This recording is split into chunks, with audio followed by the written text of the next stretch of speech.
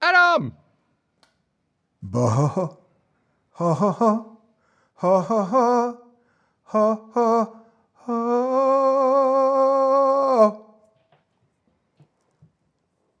Travis? Bo ho ho.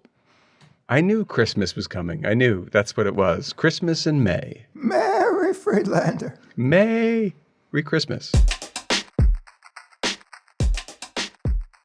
Bo, I got a story for you. It's like an enigma wrapped in a question, whatever. It has to do with a browser wrapped in a browser that could be the cause of misery in your life. Travis, you know about this. That's right. It's called a browser in the browser attack. Ah, the online turducken of identity criminality.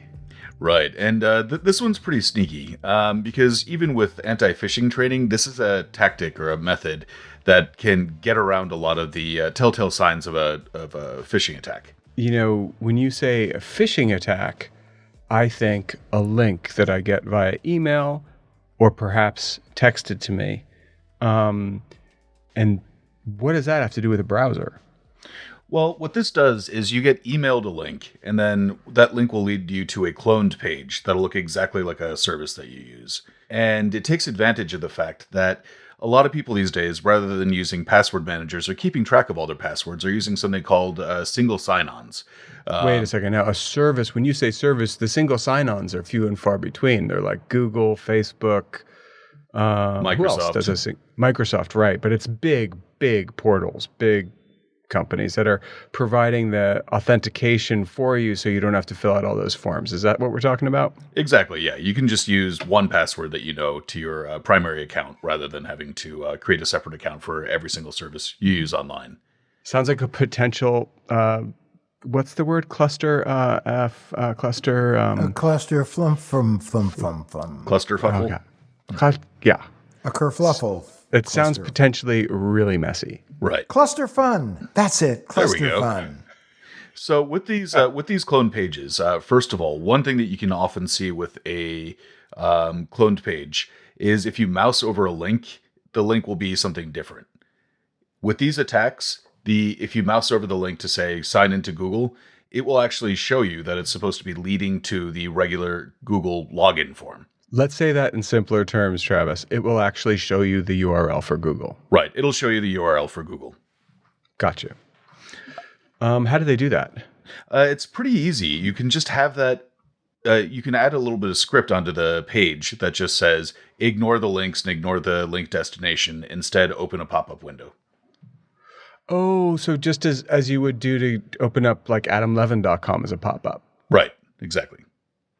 And so what this does is it opens, it doesn't actually open a pop-up window, but it looks exactly like a pop-up window, asking you for your login and your password. So it's an overlay or it's inside the browser? It's inside the browser, but it's an overlay on top of the content.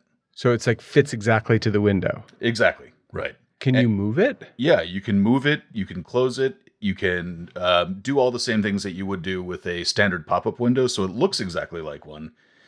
But in this case, it's actually a cleverly disguised script meant to capture your credentials. Yeah, that makes sense. So, but I have another question about this. It's a window. Mm-hmm. So if you're operating the Chrome browser or the Firefox browser, right, and you have multiple tabs open, mm-hmm. this phishing link is going to pop up a new window. So that's one tell. Yeah, it would not show up as a new tab. So it looks like Correct. It's just a pop-up window. So if you're used to seeing things, if you have your computer set mm-hmm. to just open a new tab mm-hmm. as a default, this is going to give you a quick tell. If you're paying attention. If you're paying attention, you will notice, oh, there's a new window. That's not supposed to happen. Mm-hmm. But if you don't see the black cat in the matrix, right, and it doesn't glitch, mm-hmm. what happens next? Well, if you one of the things that makes it tricky to identify is that you can actually drag the window around on your screen. Yeah, it's a window. I get it. Right, but you can't drag it outside of your browser window. So that is the one tell. Well, why not? Because it's not a new window as such. It's just a pop-up within your browser. Oh, so it's not a window. It is actually a pop-up that looks like a window, and I'm moving the window around right now. and it goes off screen. Off screen. So I know you guys are legit, but if you guys weren't legit and it was time to quit, you'd get stuck in there because you'd be a pop-up. And we just feel like shite. Exactly. That didn't rhyme. It would in England. But It would have. We didn't want to get a beep. I've been watching Anatomy of a Scandal. Come on, I get it. Too legit to shite. Shite.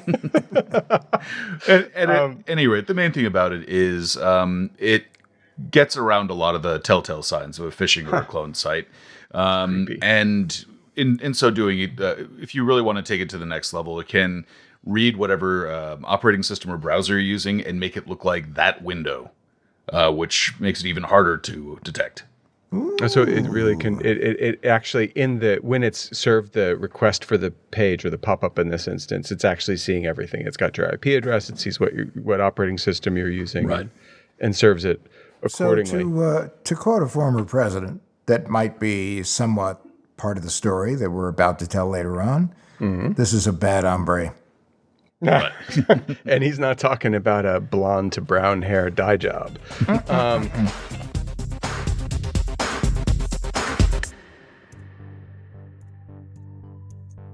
Welcome to What the Hack, a show about hackers, scammers, and the people they go after. I'm Adam, cyberhistorian. I'm Bo, cyber neo-Marxist interested in a good story. And I'm Travis, cybrarian. Librarian, eh? Yeah. And today on the show, Brian Ebert is back, ladies and gentlemen. And he's going to tell us a story about the Secret Service's response to a 2017 cyber attack on the presidential inauguration.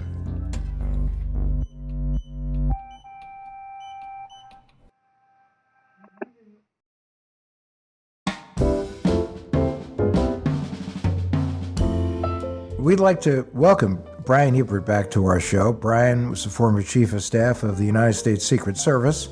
He was also a special agent in charge of the Washington field office, among other titles that he has. He's now the chief strategy officer for a company called Hackersjack out of Virginia.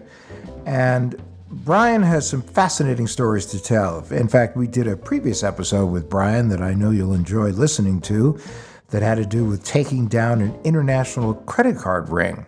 But today we've got a lot of new and interesting stuff to talk to Brian about.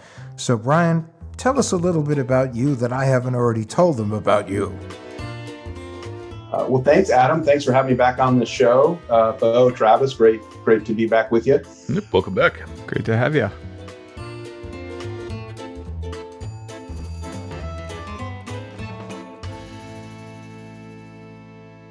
As you said, I worked for the Secret Service for almost 30 years. Obviously started in my mid-teens to make that happen. And when you were 10, actually. And, the Secret Service has a dual mission of protecting our nation's leaders and in protecting the integrity of the financial infrastructure of our country. So I had the good fortune throughout my career to bounce back and forth between those two parts of our mission area and worked in field offices working criminal investigations.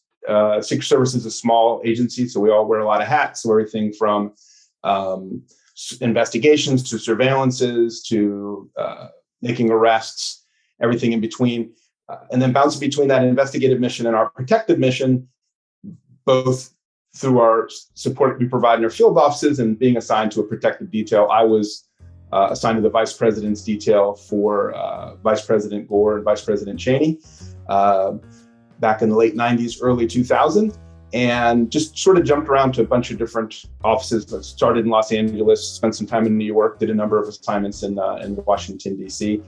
And it was just never a dull moment and really good opportunity to work with a lot of different people from various walks of life and to see the world and learn quite a bit. And Brian, you were also involved in cybersecurity too, correct? Yes, Secret Service and both sides of our mission is very much engaged in cybersecurity. And the protective side of our mission, we are focused on keeping the environments that our protectees are going to go into safe. So we're very much concerned about the nexus between the internet and cyber and with the physical world. So we look really hard when the president or another protectee is going to a new site. We look at access to the elevator controls. We look at air intake controls. We look at locking systems. We look at cameras. Anything that a bad guy from the outside could access that could be a threat to security. We take a really hard look at that. And in our investigative mission, our mission has morphed since 1865, when we were first charged with protecting our nation's currency from counterfeiters, up through modern day, where primarily we're focused on financial crimes that use the internet or cyber as a platform for them being committed. So that's really where our focus is cyber-enabled financial crimes. One thing that I think has been the case for a lot of law enforcement agencies just across the world is that they're a little bit late to the party when it came to cybersecurity. When did that become a focus for the Secret Service? I would say, perhaps immodestly, that we were pretty early to the table. Mm-hmm. We were charged with fraud investigations, access device fraud, credit card fraud, cell phone cloning, other types of cell phone fraud, pretty early on in the 80s. And in the early mid 90s, I want to say 94, 95, we created at the time, today they're known as cyber fraud task forces, CFTFs, but at the time they were known as electronic crimes task forces, where we bring together all different types of federal, state, and local law enforcement, but also the private sector, specifically the bank and finance sector, as well as academia, to kind of come together, look at fraud trends, what's going on, and coming up with solutions to help us investigate those sort of crimes and to track down and catch the bad guys, seize the assets, and see justice done. So we've been involved with that for a long time. A lot of other agencies are also involved, such as the FBI and such as ICE, Homeland Security Investigations, and certainly state and local law enforcement. But we all work together. We sit on their task forces, they sit on our task forces. But if the focus is financial crimes that are cyber enabled, then generally the Secret Service has the lead for those type of cases. And I'm wondering, what do you see as the biggest current threat out there when it comes to cybercrime? The agencies continue to reprioritize our resources based on the evolving techniques that the cyber criminals are using. And right now, the agency is seeing a lot of use of digital currency to either move money around, or for money laundering purposes, or for illegal deals, or to cash out money from criminal activity that was primarily cyber in nature. So I know the Secret Service, I'm retired a few months now, but I know they've recently opened a public-facing cyber currency awareness site to educate the community and provide a forum for reporting potentially illegal activities, and very much focused on going after following the money, going after the money, so we can seize it and get it back to the victims whenever possible. That's been the focus, as we've seen a huge increase in transnational organized crime cases that are using these digital currencies. So, Brian, speaking of evolving threats, you have a pretty high-level story for us today that happened in 2017, I believe. Yes, it was not far before the 2017 presidential inauguration. America has a new president. Overnight, we saw Donald Trump occupying his new office, the Oval Office. We also saw him in First Lady. These presidential inaugurations are designated as National Special Security Events, or NSSEs. It just means they're large events of national significance. Other examples are like the United Nations General Assembly in New York, World Leader Summits, political conventions like the RNC and DNC. These events are led federally by the Secret Service, the FBI, and the Federal Emergency Management Agency, FEMA. Secret Service is responsible as the lead agency for planning, coordinating, implementing the comprehensive security plan. FBI covers intelligence and incident management. and FEMA is consequence management or incident recovery if something bad happens.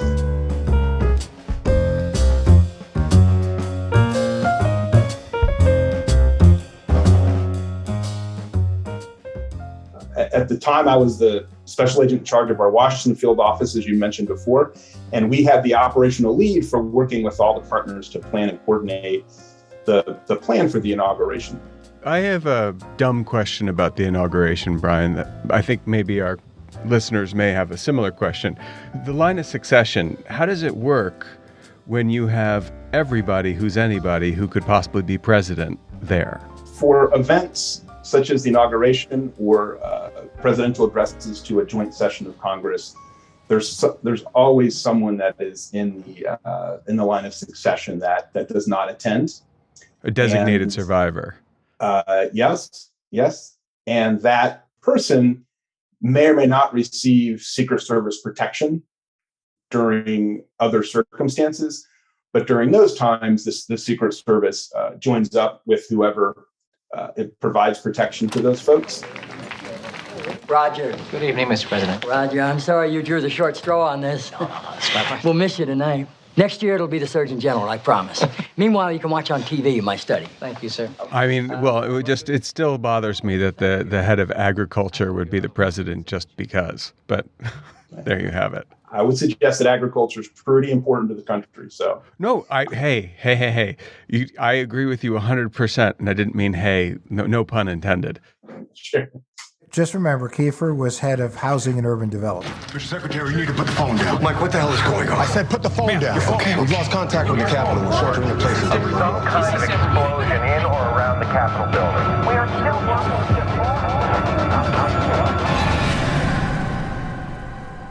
I have heard of this show. I can't say that I've seen it, but I understand that that's what the show's about. I've always just wondered about that. Who, when everyone's there, who's gonna take over if anything were to happen? And the big question is, how does that person get picked? I'm not going to get into the specifics of that.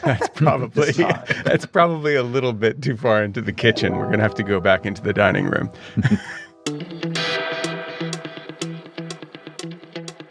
So for these inaugurations are many months of planning, coordinating, coming up with the plan, training, doing exercises to prepare for these 3 days of events. Because it's not just the inauguration, it's the events that usually start the day before and go into the following day of the actual inauguration, the parade, the balls, and all the formal events, and then the prayer event at the National Cathedral the following day. So, and all these different agencies, they're bringing manpower, they're bringing all sorts of resources to support this integrated plan.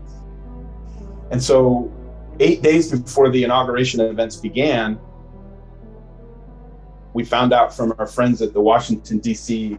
Metropolitan Police Department that dozens of their permanently installed security cameras in the vicinity of the inauguration have been compromised. No. Uh-oh. Over 100 cameras.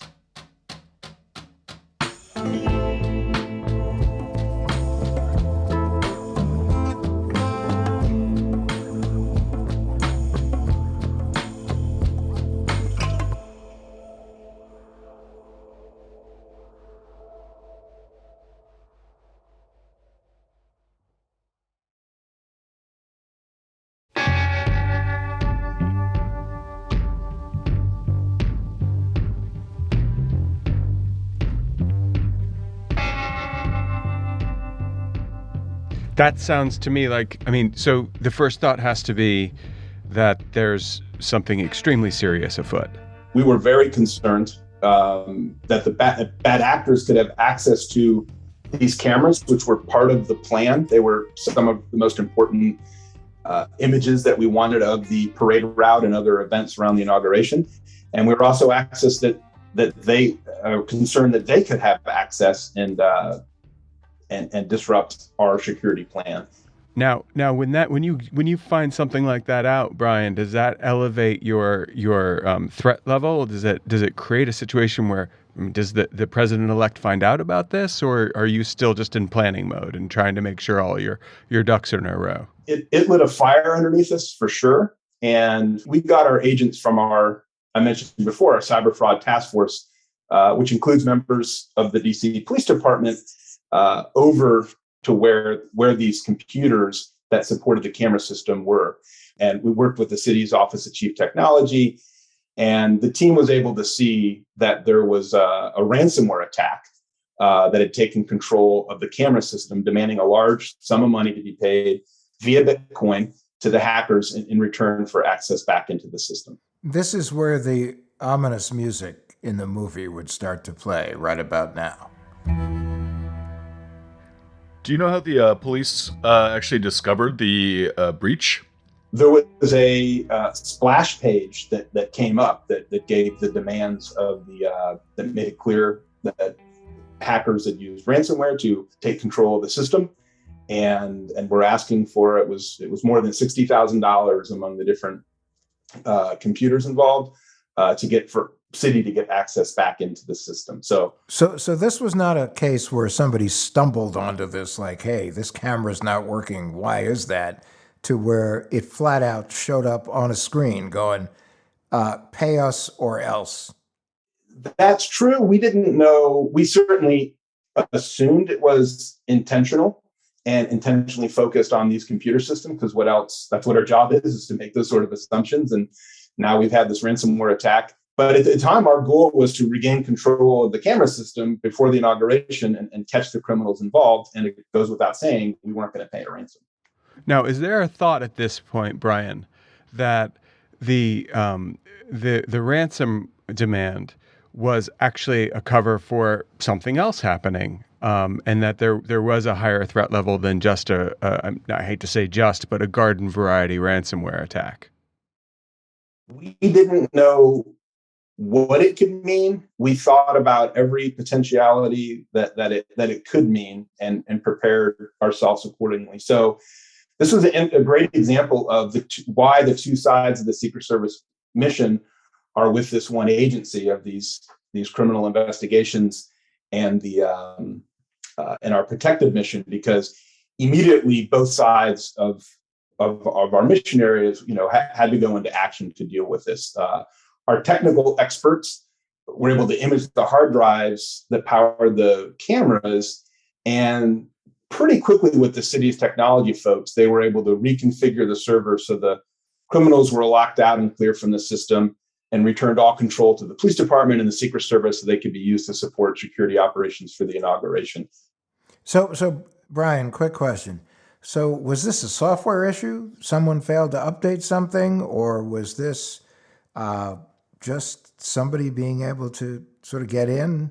I don't remember all the details. I mean, it was, to be honest, we were focused on two things: making sure these didn't negatively impact the security plan for the inauguration and any of our people that we protect, to include, in this case, all the general public that come out for these things. And then number two, to catch the bad guys. So we weren't so much focused. That was kind of more for the city of Chief Technology to kind of go back in and figure out how it could have been allowed to happen.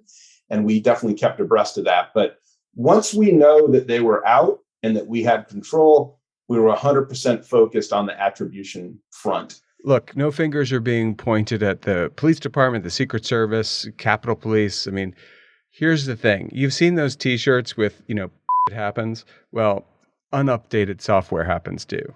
And it doesn't matter what walk of life you're from, but it's a common way for people to get hacked. Misconfigurations, failure to update software, all those kinds of things. It's just part of who we are and what we do as a human race. Now, we've all seen the spy movies where people are hacking into municipal cameras to see, commit a crime or to stop someone from seeing a crime being committed. So you would think that those things would be updated, but you also could totally understand how they might not be. And it's really super common. To just give one example that I don't know if we want to use or not, Andrew, but to give just one example, there was a recent very serious incident in New York City in the subways, and all 3 of the cameras in the station where it occurred failed. They weren't working. It's just a common thing in a giant municipality with tens of thousands of cameras for things like that to happen. That said, there's so many pieces to this story. So where do you go from here? One of our forensic examiners spent a lot of time with the ransomware called a splash page message, realized that the image was actually from a desktop screenshot.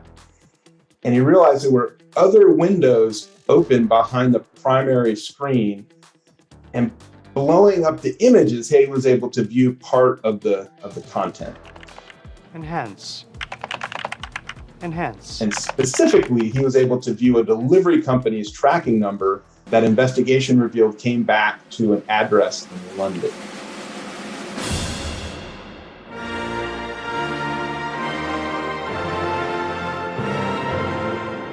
So as a result, the hackers made a big mistake that you were able to capitalize on. A mistake was made, for sure. And because of the fact that the presidential inauguration was only a few days out, working with all our US and UK partners, we were able to get a search warrant for the address in London within a few days, which is unprecedented, in my opinion. For an international warrant like that to get issued that quickly I'd never seen anything like it.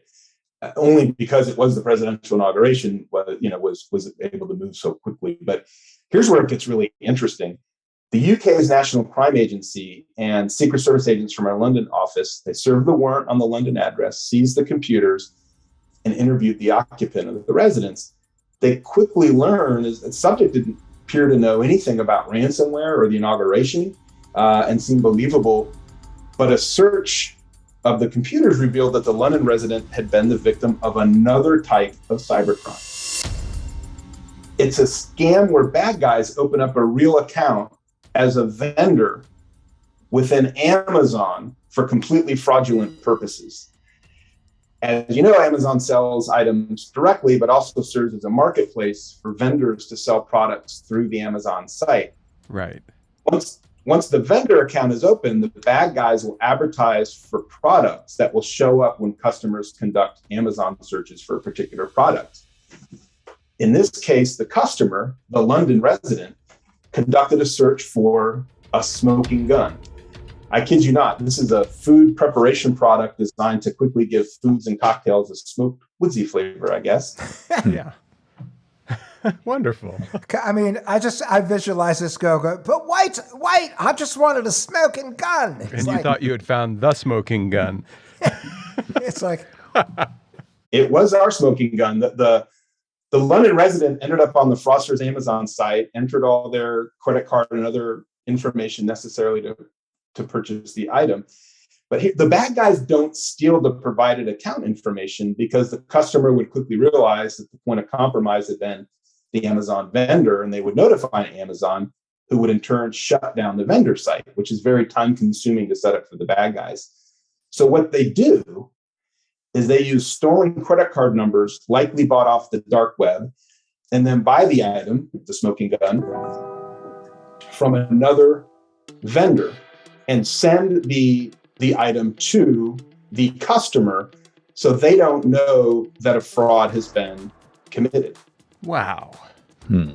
Travis looks like he's watching a steak being cooked by the best chef on earth. A little bit. Let's run that one just one more time, just so even I can grasp it. Okay, so you have a fake vendor site, and you have guys who are, they're looking for, what are they looking for? Stolen credit card numbers? They're looking for addresses, information, what? So the bad guys have stolen credit card numbers from another source. Right. So they're looking for a way to get cash out of the deal. So money laundering. To cash out. Well, it's a type of money laundering, but it's also the cash out. It's getting the cash out of the illegal activity. So they set up the vendor site and they'll put all sorts of stuff on it. So it gets hit when people are looking for something, and they'll put stuff on there that they know that they can easily get other places. When the legitimate customer gives their credit card information, the bad guys take that information and buy the product from another legitimate site. Okay. Now, how does this end up? Heavens to Murgatroyd. How do we go from smoking gun to gun that provides smoke to to cameras getting hacked in Washington D.C.? It's a little complicated. I realize it's very insidious. These steps that the criminals set up so that they can do this scam over and over again through Amazon, and the Amazon customer never knows that there's been a fraud committed because they get what they ordered and their credit card is hit for the amount. What's the reason? What do they get out of it? How does this allow them to commit a ransomware attack in D.C.? Our investigators were able to follow the digital trail to Romania, and with a lot of good investigative work that both in the physical and the cyber, they were able to identify the suspects and that learned that these bad guys were doing the Amazon vendor fraud, but they were also using what we call ransomware as a service. So they weren't super high speed hackers that developed ransomware. They went on the dark web and bought it. At the time it was Cerber and Dharma are the ransomware that they bought. And it came with an instruction book and they just sent it out.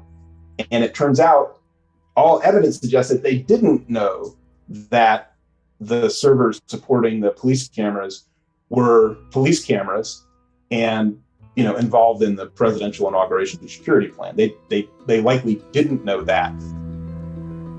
So Brian, you had 8 days to go from this hack to getting it solved and getting those cameras back online and making sure all the other cameras were okay. And that all happened in an 8-day period? I can tell you what didn't happen in the 8-day period was much sleep for anybody working on this. I mean, it was. I bet. This case is all about partnerships, and it's what makes these sort of investigations and agencies like the Secret Service successful is the strengths of these partnerships. If we didn't have an incredibly strong partnership with the Metropolitan Police Department before this happened, there's no way it would have moved as quick as we did because we knew them so well. They sat on our task forces. I met with the chief regularly and we worked together closely on this inauguration because it's their city, so we're partners in this. If those relationships weren't as strong as they were, there's no way we'd have been able to move as quickly because within a couple of days, we were able to get the bad guys off and make sure that they're clear, wipe them, reload the software, and have a high, degree of confidence that those cameras were ours and that the bad guys didn't have any access to them anymore. And then we were able to focus on, obviously that was the first priority, and then the attribution part.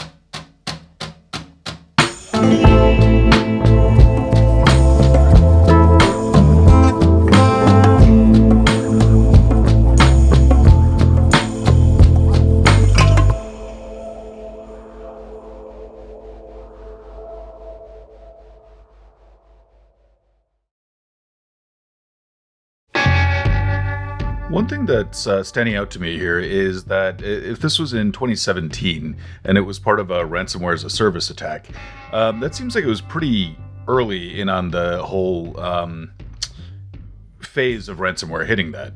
I think ransomware as a service became a lot better known after the Colonial Pipeline, for instance, attack and things like that. Were ransomware as a service syndicates very much on your radar in that era? Or was it still just sort of regarded as being kind of like a nuisance hack? I can tell you that they were certainly in their infancy in terms of those bulk blasts out that people who didn't know anything about the technology could utilize and try to make some money. That it was certainly on the front end of that wave. Not the first time we'd seen it, right? But it wasn't as prolific as it became later. Because it seems like that picked up pretty quickly in the early 2020s, just as a more popular type of attack. But I know that in like the around 2015 or 2016. Usually when you'd hear about ransomware, it'd be something like someone taking over one person's computer and asking for like $100 in Bitcoin. So that seems pretty fascinating that this could have been one of the really early adopters of that strategy. Well, it must have been, but Adam was talking about this in 2017 already with these ransomware as a service companies, whatever, syndicates that were taking a piece of the action in exchange for the use of their software. And I think also the story really we're talking about today shows that criminals don't stick to just one type of scam. And if you guys, as the Secret Service, if you weren't as aware and up on cyber crimes as you were, this investigation could have taken a lot longer. So could you say that because they could follow the trail of this Amazon fraud, they were able to catch the ransomware gang more quickly?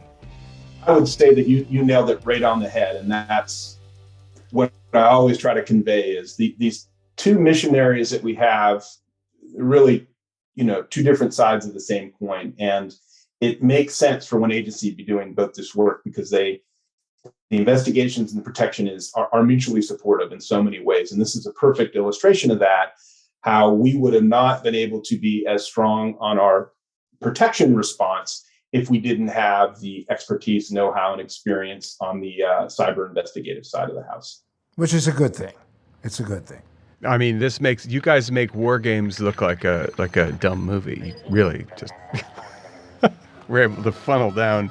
No, I mean it's amazing to watch. Like to hear a story that, in some ways, really mirrors, I guess, in slightly less flashy terms, a lot of the Hollywood movies we see about these investigations. It really does work that way, where you get a tiny little thread and you can follow it all the way to your criminal. At the end of the day, good investigative work is good investigative work, whether it's physical or cyber. It's gathering all the information, talking to the right people, following the money, and put it in the shoe leather or the pads of your finger to figure things out and to stick with it. And again, I know I say it a lot, but it's so important.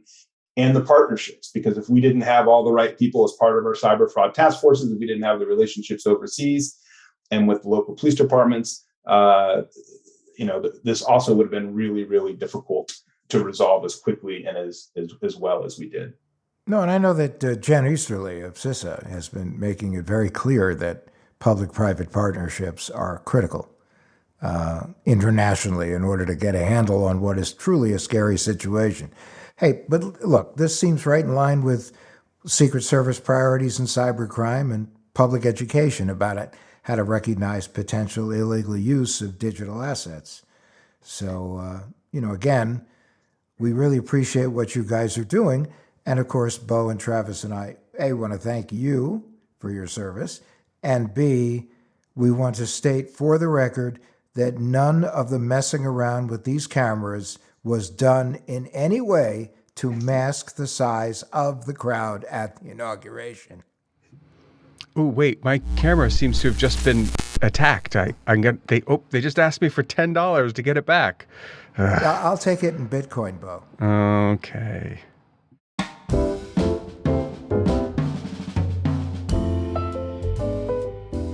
So, hey, listen, can you tell us a little bit about the public-facing cybersecurity awareness site that the Secret Service has developed? It provides information. It provides descriptions of how cyber criminals, launder and/or cash out illegally gained funds, and give people a place to click if they think that they're seeing, illegal activity going on in cyber world. Is that secretservice.gov/investigations/digital assets? Or is it something else? No, that's right. Okay, it is.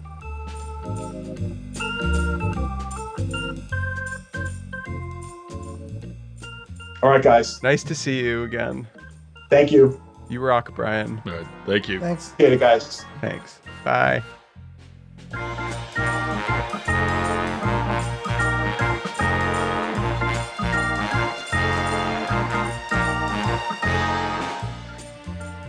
What can we learn from all this today? What can the non-Secret Service member of the human race take away from our conversation with Brian? No, me. What? Not him, me. There's a guy in the Not corner him. making chimp noises that I think might want to take this one. Are you calling me a chimpanzee? I think that ooh is kind of, No, He's that's doing different. He's doing his Bo Boone thing. Boo, boo. Boo. Borangutan. I think the takeaway is simple, guys. If you're gonna do a ransomware attack, don't have multiple windows open and do a screen grab. Duh. There is that. No, but really. what is it, Excellent Travis? advice. Excellent advice. Travis, on the grown-up side of things, what do you think? It's true. All right, I'll take it. All right. Well, I think the main person that's sort of the everyman in this situation is the one in England. The moral of the story, and I think that's one that it's a drum that we beat pretty often, is that you need to be really careful online. That even if something seems perfectly legitimate, I mean, especially if you're buying a smoking gun, that is in and of itself a bit of a red flag. But it's but it's even if a transaction seems legitimate, there's always the opportunity or potential for a scam. There's always some way that that someone online could be trying to get you some in one way or the other. And in this person's case, it ended up being used for trying to disrupt an inauguration. Well, no, it wasn't, Travis, and that's a really important distinction to make. Okay. It was not used to disrupt an inauguration. What I think is also interesting for all those criminals out there listening to our show is that if you may think you're just doing a simple kind of fraud, but if you end up landing on a police server, for example, around the time of an inauguration, you're committing a much larger crime, which points to the fact that you're always committing a fairly serious crime. And maybe it's time to get a job at McDonald's or something and cut it out. Do they have Or at McDonald's least in just Romania? try to hack me. No, I'm just saying, like, it's a more reliable paycheck. And these guys are just putting themselves in harm's way, and they're clearly not that bright. So, come at me, bro. It's like the unintended consequences of intended consequences that were unintended. Yeah, exactly. And so kids, if you're thinking of setting up a fake marketplace to buy a smoking gun, to provide a smoking gun to the Secret Service, when you interrupt something they're trying to prepare for, you're going to prison. Okay, but let's roll this back for a second, okay? Okay. So our moral of the story, if you're buying something on Amazon, how do you protect yourself? I mean, isn't Amazon supposed to be secure?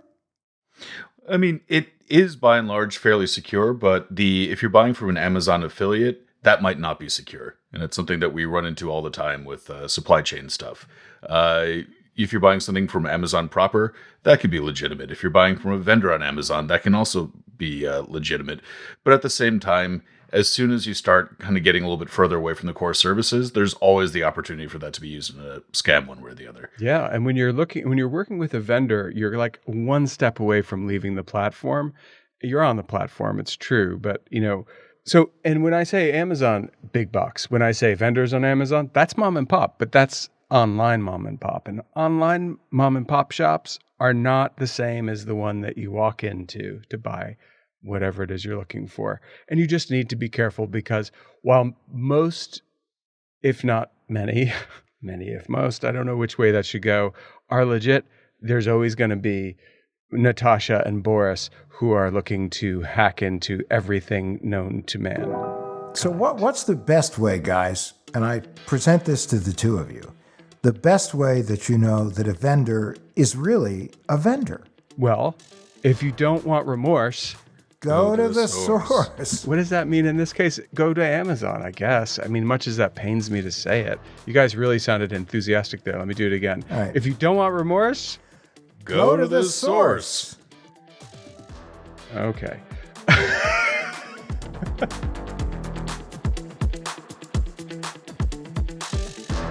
Listen, thanks everybody. We really appreciate you listening. And on your way off this experience, it would be really great. Experience.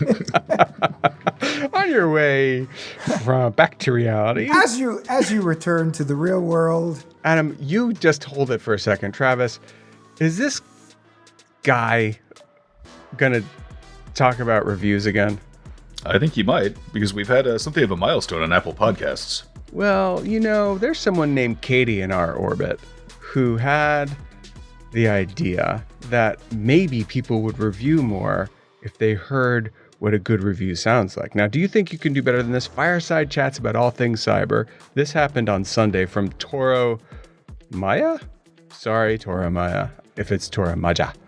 I really love this podcast. I work in retail, which can be unforgiving sometimes. So after work, I just need someone to let me know about crazy scams so that I can focus on something completely different from crazy people at work. Anyway, I'm going to continue. And they very much keep me grounded and informed. We keep someone grounded and informed. Grounded. We're not. Yeah. As well as just either laughing, or groaning. Groaning I can understand. At haha, just gone wrong. Yeah. Hey, did you hear that? A haha, just gone wrong? I did, as a matter of fact. Ooh, we've never had a haha go wrong. I don't know about you, Tora Maja. I'm talking about them as if I'm talking about therapy, and I do think of them as such. We're therapists! Okay, I'll be sending around the gold ingots for your services, gentlemen. Winky emoji. Now, I don't think that you can beat that, but if you can, Adam is going to send you a Ford F-150 Lightning. And when he does, I want you to send it to my house because I'm really hoping to get one, and they're back ordered by 2 years. So. Wait, Bo. Let's be honest. Did you not just get a tractor? I know. I'm moving on. So moving right along. That was your birthday tractor. I got a tractor, so now I need a truck. So never mind. Mr. Ingratitude here. If you can write a better review, I will personally assure you that Adam Levin will give you an F-150 Lightning truck. Right, Adam? One that I go to the toy store and buy. It will be a perfect replica of your dream F-150 Lightning truck. Hey, you know what? And I actually think that's a better offer because the real ones are back ordered by 2 years or 3. So we'll send you a toy F-150 Lightning if you claim responsibility for your review via email, which you can do, also a Katie idea, on What the Hack or AdamLevin.com, on the Loudtree Media What the Hack channel or AdamLevin.com, where you can find a link that lets you tell your story to us. Sure. If you have a story, especially one about getting hacked, scammed, or otherwise bamboozled, please come to AdamLevin.com and get in touch with us. We may even have you on the show. What the Hack with Adam Levin is a production of Loudtree Media.